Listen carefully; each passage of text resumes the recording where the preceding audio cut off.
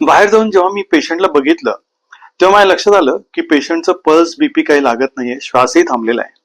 अशा परिस्थितीत दोनच पर्याय माझ्यासमोर होते. एक म्हणजे पेशंट अतिशय सिरियस असं सांगून त्याला ताबडतोब सिव्हिलला घेऊन जाणं असं सांगणं, किंवा आपल्या सर्व असिस्टंटसह कन्सल्टिंग रूम मध्ये ताबडतोब सर्व इमर्जन्सी फॅसिलिटीज निर्माण करून पेशंटचा जीव वाचवणं हा एकमेव उद्देश डोळ्यासमोर ठेवून शेवटपर्यंत लढणं.